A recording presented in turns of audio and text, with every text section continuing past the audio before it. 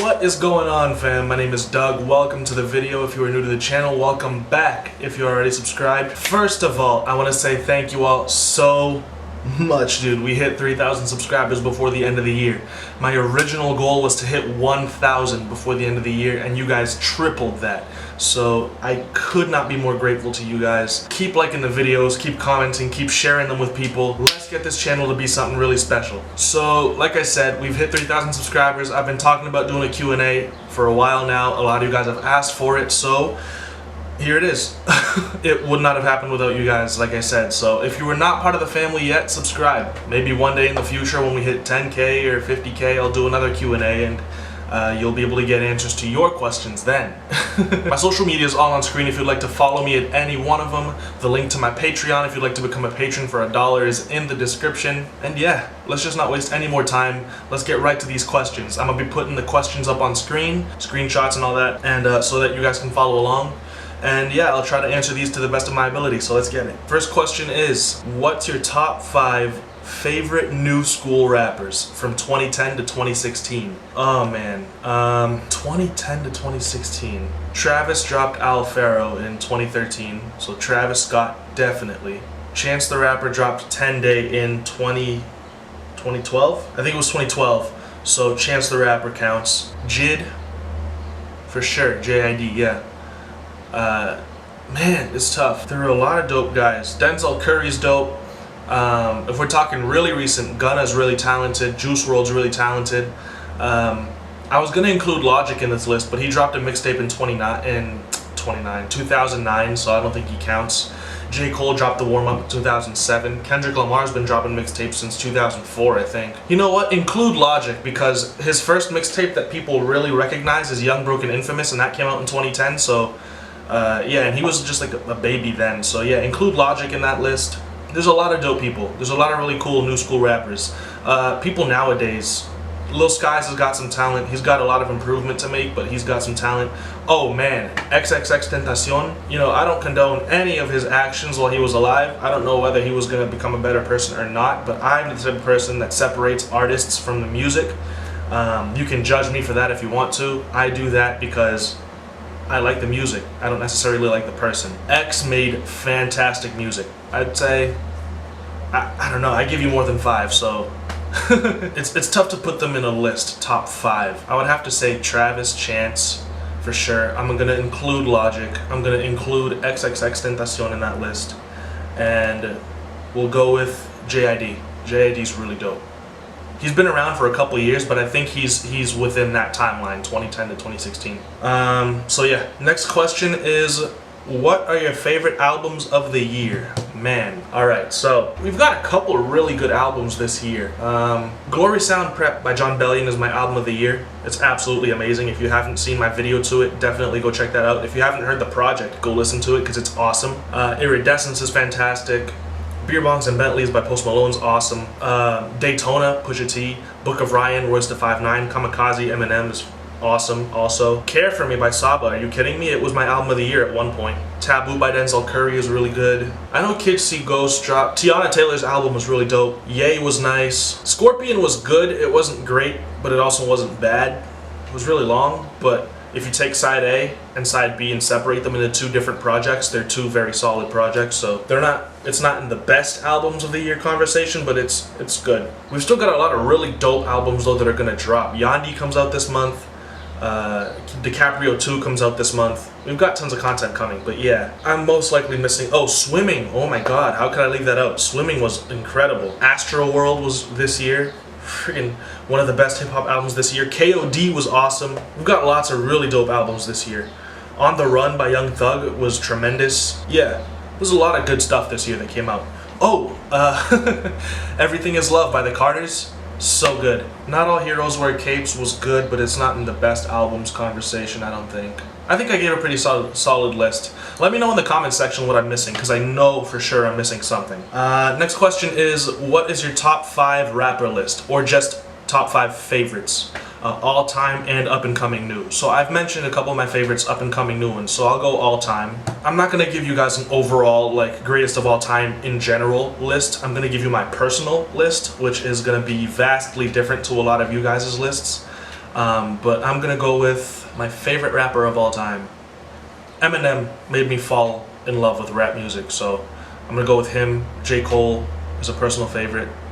Kendrick. Oh, by the way, not necessarily in this exact order. I'm just naming the 5 that are in the top 5. Eminem, Kendrick, J. Cole for sure. Logic, but only from man, this is cooked that I have to do this, but only from Young, Broken, Infamous all the way to The Incredible True Story.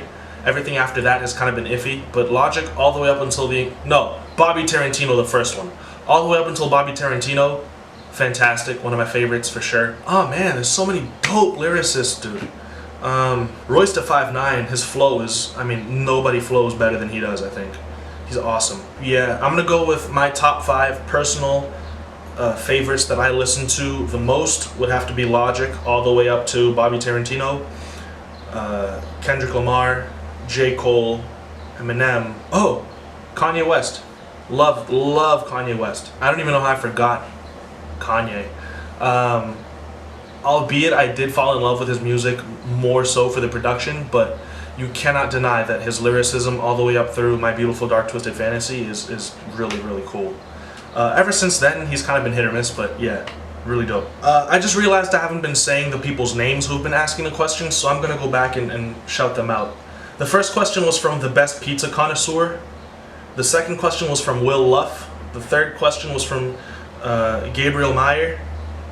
And this one now is from Joe Kangman. What was the first album you remember listening to? So growing up, I didn't necessarily listen to a lot of albums per se. Like, I didn't listen to a lot of music as a kid on my own. And the reason for that is I grew up in a very Christian household, and my dad was a worship leader at the church.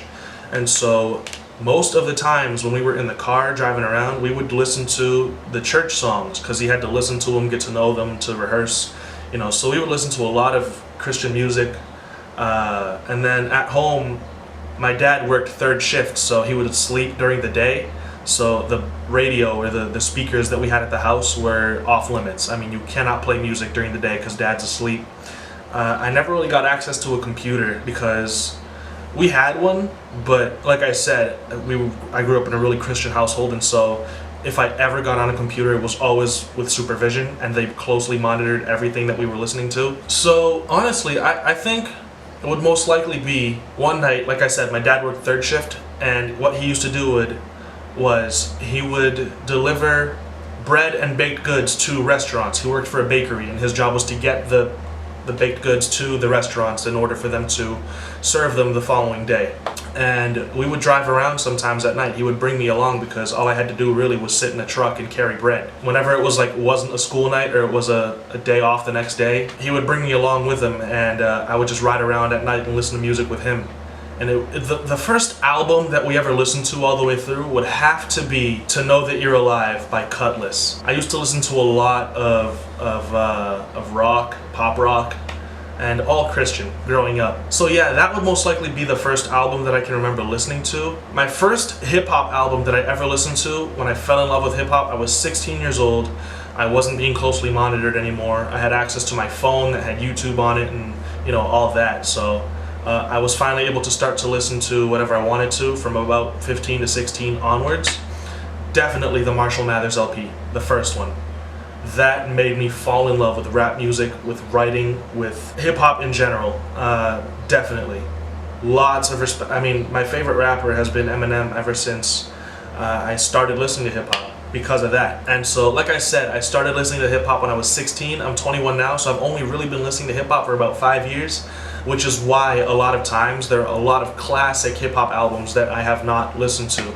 You know, 50 Cent, I've never heard an entire 50 Cent album. MF Doom, I just listened to Matt Villainy the other day, you know, so it's like I've never heard an entire Biggie album, Tupac album, and I've heard Illmatic. I've heard Illmatic. I've never listened to an entire Jay-Z project that wasn't 444 or Everything Is Love, you know? So yeah, we've got lots of classic albums to get through and lots of homework for me to do if you guys would be willing to watch those videos. I would definitely make them because there's a lot of stuff for me to catch up on, and this is a great way to do it. So yeah, first album I ever listened to was most likely To Know That You're Alive by Cutlass, and then first hip hop album, Marshall Mathers LP. Hope that answers your question. Next question comes from 47. What are the best songs you have made as a producer? Man. Alright, so a lot of my favorite tracks that I've ever produced were never released because I used to experiment a lot with samples. And so a lot of my favorite tracks were sampled, and I didn't want to release them for fear of copyright infringement and all of that. But I had a beat that I made once where I sampled a Bryson Tiller track. It was phenomenal. I'm gonna see if I can pull up a clip and put it on screen so that you can listen to a bit of it. Oh, you know what? I think that it showed up in a video that I made for my channel where I was showcasing a couple of beats. Yeah, it shows up in a video that I have on my channel where I showcase a couple of my old beats. This is a track that I made called Suffering, where basically I sampled Bryson Tiller's open interlude, and this is what it sounds like.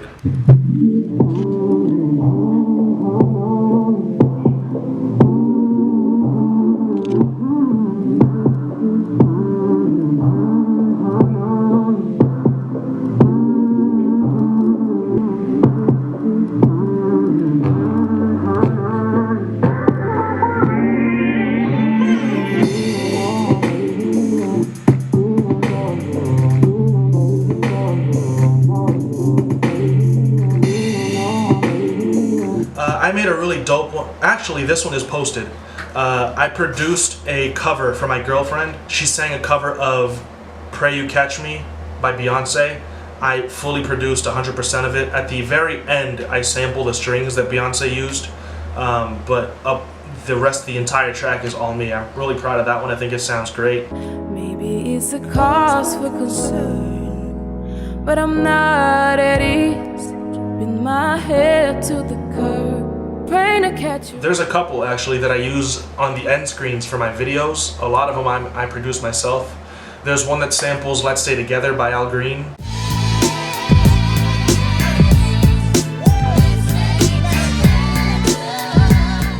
There's another one that I've made that I've got this really cool vocal sample.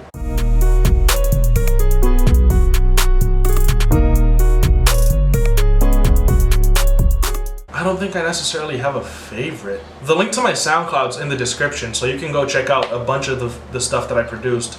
Most of it that's on there is really old, and I made on GarageBand on my phone, but there's still a couple of really cool ones on there. So I don't really have a favorite, but I've got a couple honorable mentions that I'll try to include in the video. Next question is from Xena on the Track. If I want to be a big-time artist / producer, what do you think I should do?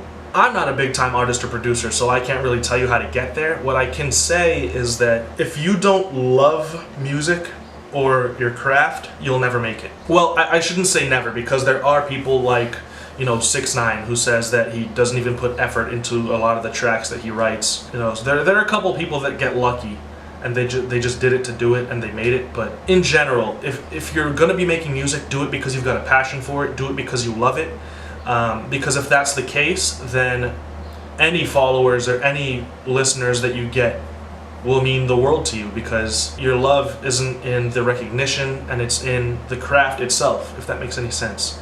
And of course, if you've got a passion for it, that'll motivate you to never quit and to never give up, no matter how few listeners you've got. Keep making music. That's the only advice I can give you. You know, I mean, Jid only now has been really put onto the map, and he's been making music since 2010. You know, Kendrick Lamar's first mixtape was in 2004, but Section 80 came out after 2010. So if you're gonna make music, you have to commit. You have to do it non-stop, because your success might come very quickly or it might not. Some people blow up in less than a year, some people blow up after 10 years. Common denominator between them is that they made music, committed to it, and didn't quit when they were, you know, when they weren't big time, when their shows had maybe 10 people listening, when they got 17 plays on a track. So if you want to be big time, my suggestion is create the best quality content that you can create. Fall in love with it, have a passion for it. Make sure that you're always improving, you're not giving up on your craft, and eventually you will get recognition for it.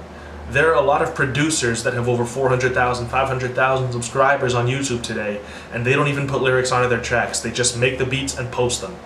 And they make a lot of money doing so. We're talking like $20,000, $30,000 a month off of beat sales. So you'll make it. You just gotta commit to it. You've gotta keep going. Next question is from Mr. Bigweld. Do you listen to other genres of music, and will you do reaction to other genres?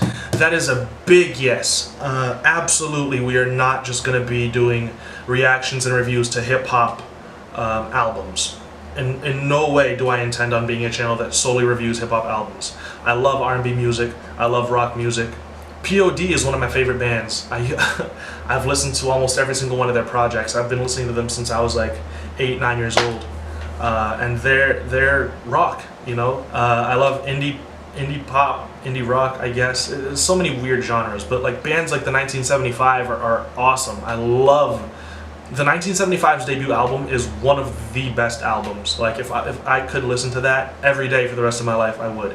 It's fantastic. We're gonna be doing R&B reactions very soon. Artists like Sabrina Claudio, Her, Bryson Tiller, Ella Mai, Georgia Smith. I mean, you name it. We're gonna be doing lots of reactions. I've got a couple band reactions coming up soon. Fall Out Boy, I love Fall Out Boy. Panic at the Disco. POD's dropping an album either this month or next month. I might do a video for that. I know a lot of you guys might not even know who I'm talking about, but these bands have fans that might join the channel and subscribe. And so, yeah, I plan on branching out for sure.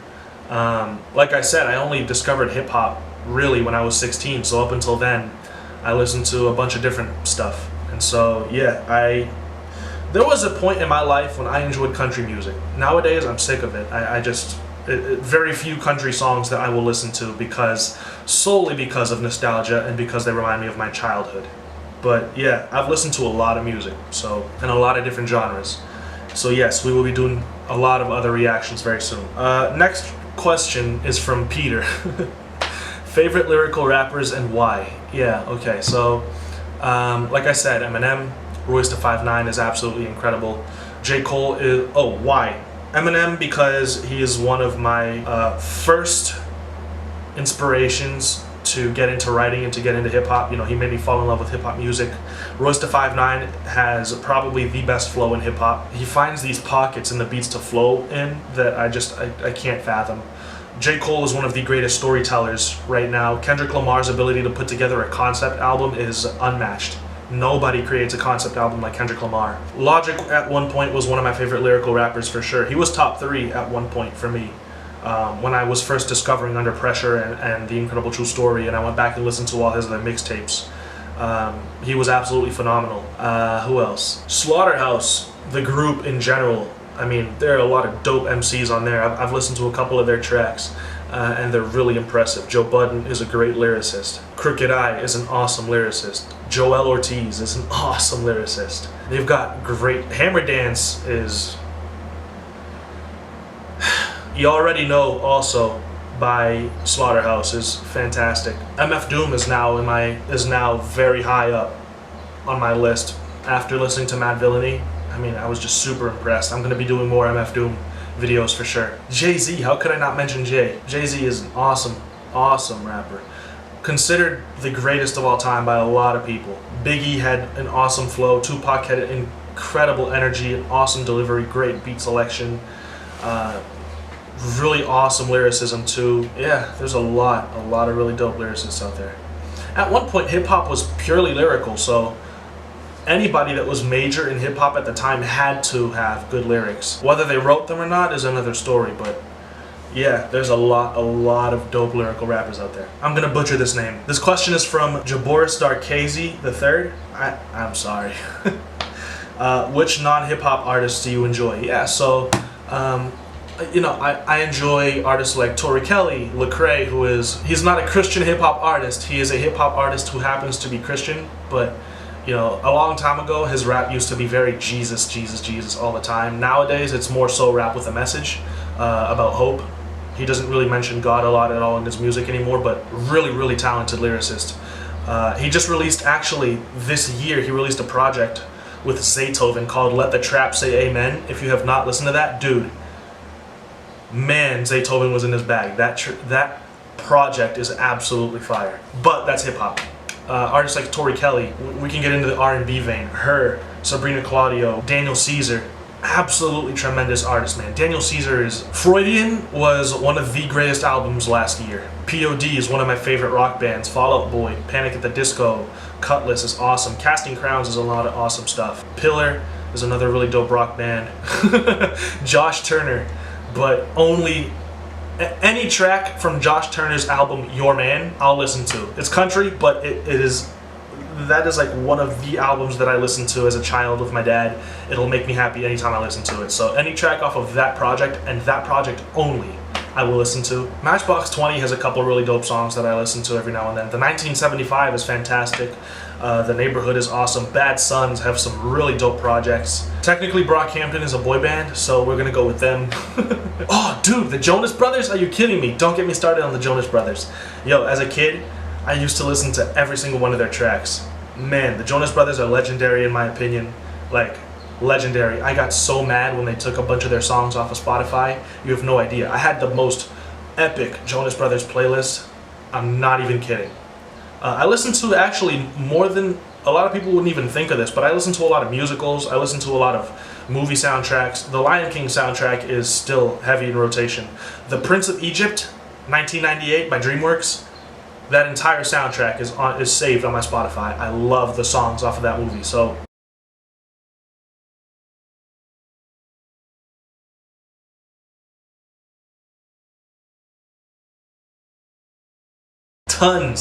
tons of non-hip-hop music that I enjoy. A lot of it is a little weird, but it's music, and I love when music is done well. John Bellion isn't necessarily a hip-hop artist. He can rap, but he's not a hip-hop artist. He's my favorite artist in the world right now, and he is absolutely tremendous. I just love music that's done well. It doesn't have to be hip-hop. So if it sounds good, I'm listening to it. That was a dope question too. I get really excited talking about that stuff. So next track. I'm too used to doing reaction videos. Next question is from Negatine. Some of your favorite artists. So yeah, I just mentioned a couple of them in that last answer, but nowadays, you know, we've got artists like Kendrick Lamar, J. Cole, Drake, awesome artist. I don't care whether he writes his stuff or not, if I'm being honest. His music is fantastic. Post Malone's got great vibes, Travis Scott, and yeah, add that to the list of artists that I just mentioned during my last answer. And yeah, those are just some of my favorites. I listen to them, and they're in heavy rotation. Heavy rotation. Travis Scott is actually one of my favorite artists that I discovered recently. Like, I just started listening to Travis Scott last year, and I started with Rodeo, and I loved it, and then I listened to Birds in the Trap, and then I went back and I made videos on Al Faro and on Days Before Rodeo, and then I listened to Astroworld when it dropped, and he is just absolutely tremendous. Absolutely a tremendous artist. Next question is from Kai. What is your favorite shirt to wear? I'm assuming they asked this because I'm wearing a lot of the same shirts in a lot of my videos, and the reason for that is I just don't have a lot of shirts. I never really felt the need to have a really large closet with a bunch of clothes. That is literally... There's a couple of shirts that are in the wash, but that is about 80% of all my shirts that I've got. I like a lot of those flannels. I like a lot of those button-up shirts, but for the most part, I'm wearing t-shirts. 90 to 95% of the time, I'm just wearing t-shirts. Any t-shirt becomes one of my favorites, as long as it's comfortable. So, yeah. I've actually got one with the panda from the designer track Panda on it. That's an awesome shirt. Next question. DeLeo the Black Panther. Top 3 music reactors on YouTube that aren't you. This is a great question. Alright, I'm gonna take this moment to give credit where it's due. I love a lot of music reviewers and reactors on YouTube. I mean, they're all producing such quality content. I wouldn't say all. There are a lot of people that are producing some pretty cringeworthy videos out there, including some of my own. I go back and watch them and I'm just like, what was I thinking? But the major ones, I'm sure most of us, we know them. Big Quint, Miami, Mallory Brothers, Tabby, Sean C, right? They're the 5 major guys. And what I appreciate is that each one of them are major because of something that they bring to the table. You know, none of them are like the other, but they're all huge on YouTube. Big Quint was the first reactor that I ever watched. I watched his reaction to, I think it might have been Views, and I thought he was hilarious. But yeah, they all bring something different to the table. Big Quint is just such a lovable guy. He's got an awesome personality. Break time is something that no one else can ever replicate in any video because it is his. Like, break time is his thing, and he is absolutely tremendous. The little skits that he does during his break time are hilarious. He's got probably the best reactions. You know, he's the one who is willing to act a fool on camera, to dance and to break chairs, to jump around and roll around on the floor. That's him. That's his thing. He's not the best at reviewing the album once it's over. But if you want to be entertained watching someone listen to the track and go absolutely insane and sweat buckets, and yeah, Big Quint is the way to go. You've got Tabby, who is absolutely the best editor. The best edits on any reviewer or any reaction channel. Absolutely go to Tabby. Oh, I forgot to mention Fantano. I don't really watch his stuff. I never really got into it, but I know he's a major guy. Props to him too. He's absolutely huge on YouTube. I always see his videos in my recommended. But Tabby has the best edits of anyone else editing and reacting and reviewing music. And the fact that he can actually make music. You know, he has a mind for lyricism and for writing music. He has mixtapes of his own, you know, so that's, and besides the fact that he's absolutely 100% honest, you know, he's so genuine. He is absolutely hilarious to watch also. He's got an awesome personality. Personality is a major thing. All these guys have awesome personalities. If you're gonna be big on YouTube making these types of videos, you have to be entertaining and you have to be personable. So that's gonna be a common theme, but Tabby's edits set him apart. Miami, he's an awesome dude, you know? He's the one with the funny hair. I mean, it's dope. I'm not gonna lie. I love Miami's hair, but it's funny because he mentions it all the time. It's funny because he makes fun of it all the time. You know, luxurious. It's hilarious. I got into Miami. He was the second reactor I ever got into because of Logic's, his Logic reactions. They're the ones that kind of made him blow up, I think, because Logic put people onto him on Twitter, I think. Yeah, he definitely deserves that. He's really funny. He's got a great honesty policy, I think, if that's any way to put it. He is always going to be 100% genuine no matter what. If he thinks it's garbage, he is going to be absolutely real about that. If he thinks it's good, he's going to be real about that. And if he thinks it's crazy, his reactions can go completely over the top, like screaming, blowing out his speakers into the microphone, and just leaving his chair, dancing in the background. You know, whenever he starts snapping, you know that the song is absolutely dope. The Mallory Bros have some of the greatest chemistry on YouTube. Do not get me started on the Mallory Bros. Watching them argue is the highlight of my day whenever I watch one of their videos. They're absolutely tremendous. The difference in personality between Terrence and Terrell just makes for some of the most entertaining reaction videos on YouTube.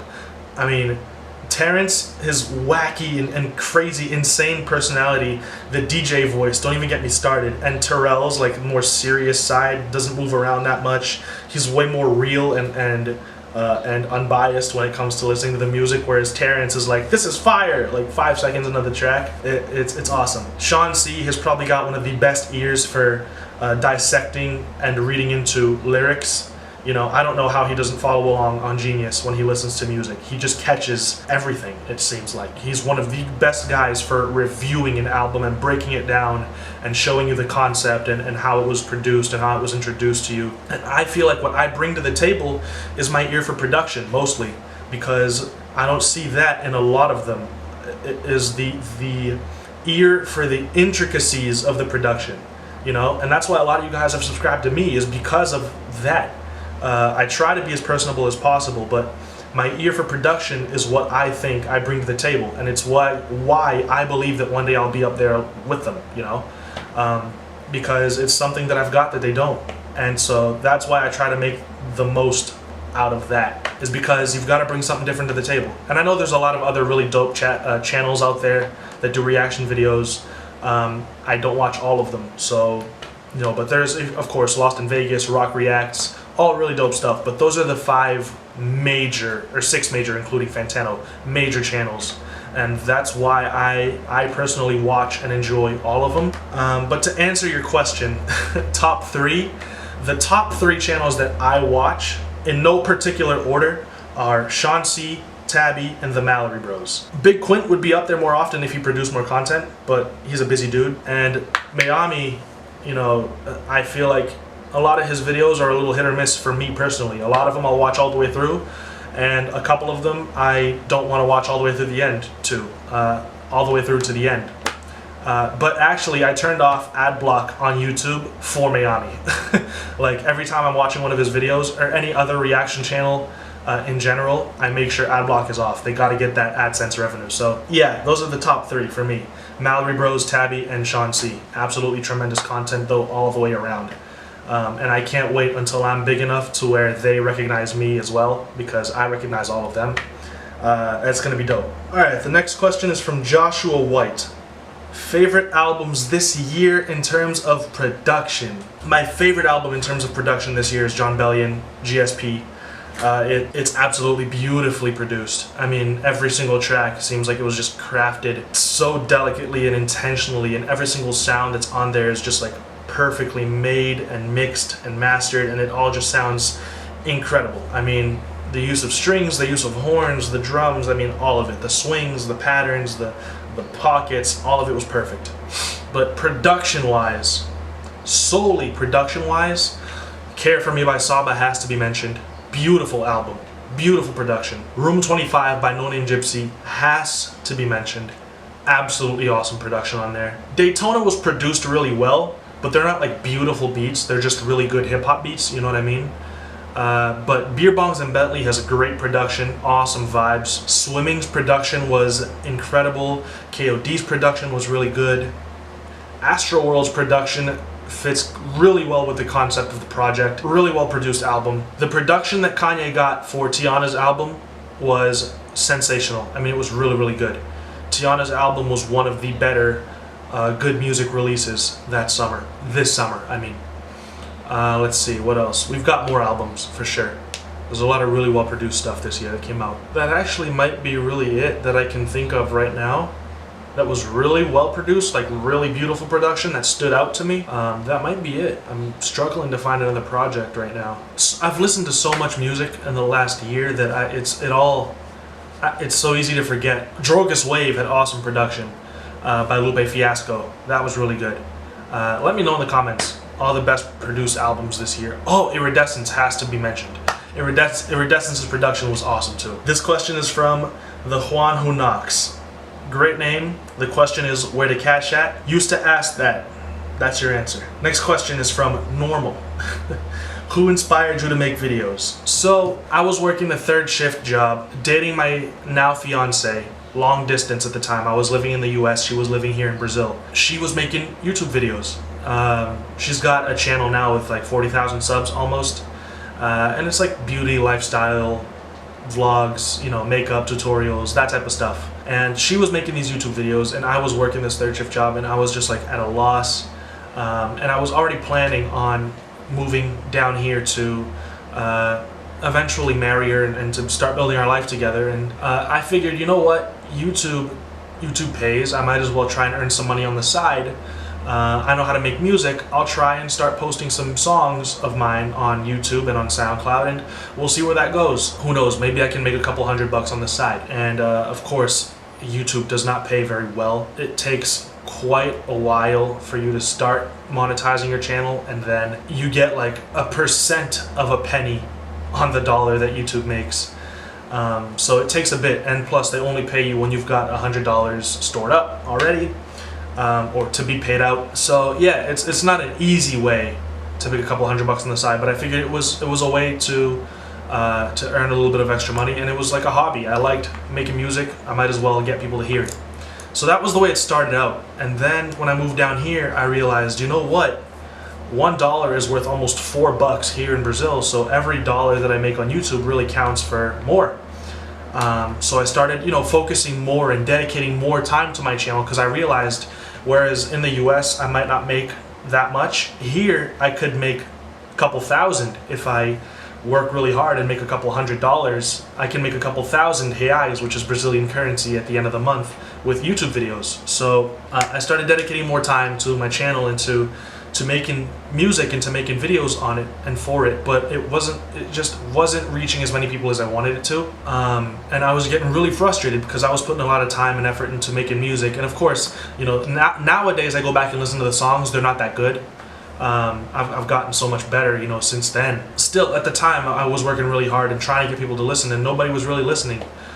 So I decided, you know what, if I make it on YouTube by making music, that benefits me. But right now, I'm struggling to find people to help me out and to promote my channel and to, you know, to help me out. I mean, I'm short on cash. I don't really have enough money to get someone to help me grow. So I might as well do this by myself, pull myself up by my bootstraps, and help other people instead. So I started reviewing projects. I started reacting to albums, and it took off. You know, I went from getting like 17 views on a song to the very first video that I posted, which was a Cardi B reaction, I think, getting a couple hundred views. So I was like, wow, all right, I'll just keep doing this. I got a couple subscribers from that. So I kept making reaction videos and review videos and putting the ear that I had for music to work, basically. And here I am at 3,000 subscribers and still rapidly growing in a couple of months. I went from 64 subscribers in April to 3,000 subscribers in November. So, I mean, that's what, 9 months? It's insane what the growth that I've had here. So the whole intent, I mean, who inspired me? My girlfriend. She gave me the idea, make a couple of videos, make some extra money on the side. But the intent behind this channel at first was to just get my music to be heard, but now it is to create a platform for myself to help out other artists that are in the same situation that I was in, where nobody wanted to reach a hand out and help, you know, promote some of their music or promote a song or an album, you know, or some of their work. So that's really why I made this channel, is to get to a place where I could help other people and bring them up and eventually get my content heard and seen by more people.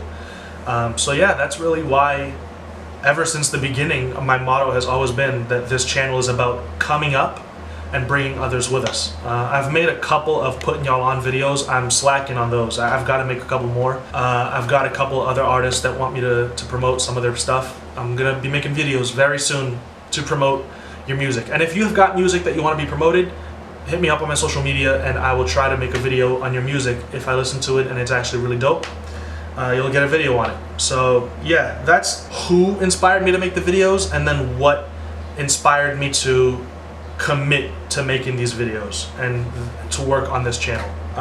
Thanks for the question. Next question is from Jacob Mjarden. I think that's how you say it. I'm sorry. His question is, what quality is, in your opinion, more important in hip-hop music? Impressive lyricism or banger production? To answer your question, I would have to say that it really just depends on who's listening.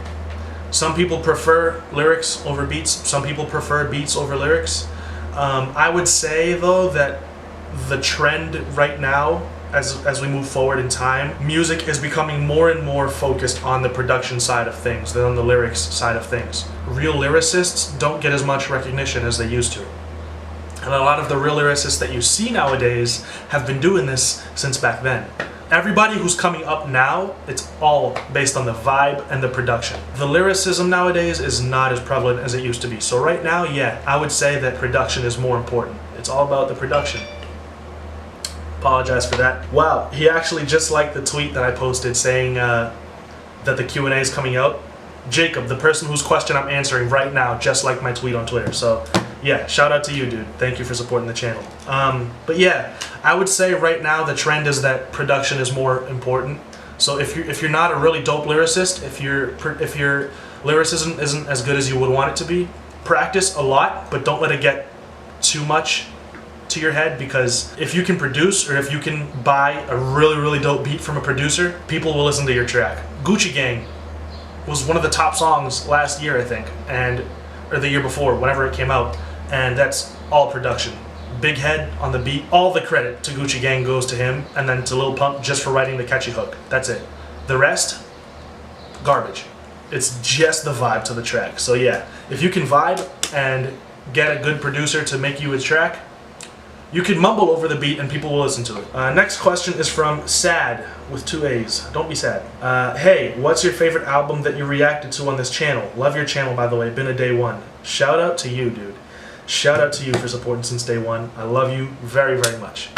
I love my day ones. I know I recognize a lot of their AVIs and their usernames whenever they show up in the comments section, and I'll try and make it a point to thank them for supporting me for so long. Favorite album that I've reacted to on this channel? Well, being that I've only reacted to albums since April of this year, the most fun that I've had reacting to a project was to John Bellion's album Glory Sound Prep, my album of the year for the year.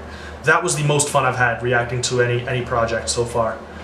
So fun that editing it wasn't even a hassle. Like, editing is the worst part for me, but I couldn't wait to go back and edit it, because that means that I got to listen to the album again, you know. And I edited like 30 minutes. I edited over an hour and a half of video, or almost 2 hours, into 30 minutes, and it took me 2 hours to do it, and I barely even noticed. It was the most fun I ever had reacting to a project. And before that, it was Metro Boomin's project, because I got to focus on the production side of it. I didn't have to focus on the lyrics. That was also really fun, because lyrics, I find it really, really hard to focus on what someone's saying and to dissect it just off hearing it, which is why I always have Genius pulled up on my laptop while I'm reacting.